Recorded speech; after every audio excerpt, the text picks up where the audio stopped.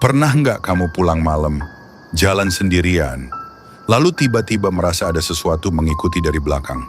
Bukan suara langkah kaki, bukan suara angin, tapi suara gesekan, cepat, mendekat, teka, teka, teka.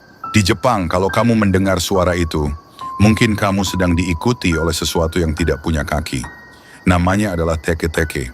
Legenda ini berasal dari cerita seorang siswi SMA di Jepang. Versinya berbeda-beda, ada yang bilang dia dibully, ada yang bilang terpeleset di rel saat musim dingin. Tapi akhirnya selalu sama, tubuhnya terbelah dua setelah tertabrak kereta. Bagian bawah tubuhnya hancur, yang tersisa hanya bagian atasnya saja. Namun kematian itu tidak membuatnya tenang. Arwahnya kembali, tanpa kaki, tanpa belas kasihan.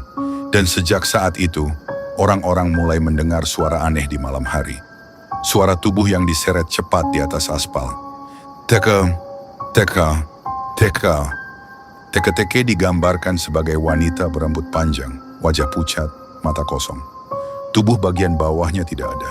Ia bergerak menggunakan kedua tangannya, menyeret tubuhnya dengan kecepatan yang mustahil. Konon, ia bisa meluncur lebih cepat dari manusia berlari.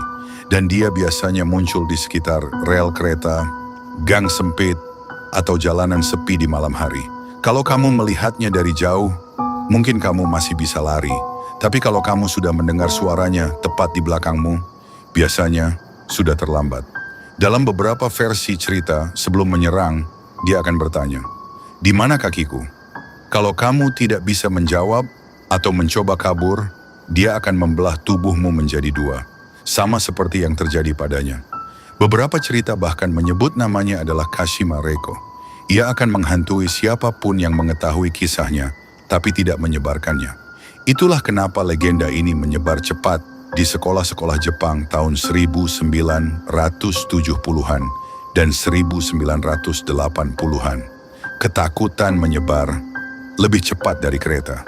Bayangkan ini, kamu sedang menunggu kereta terakhir, stasiun hampir kosong, lampu redup, angin malam dingin.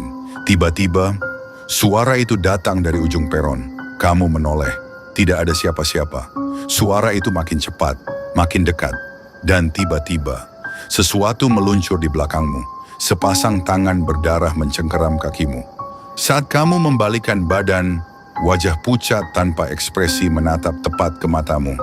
Legenda mengatakan, jika kamu mendengar kisah teke-teke dan tidak membagikannya, dia bisa datang dalam beberapa hari, bukan untuk bertanya, tapi untuk menyamakan nasibmu.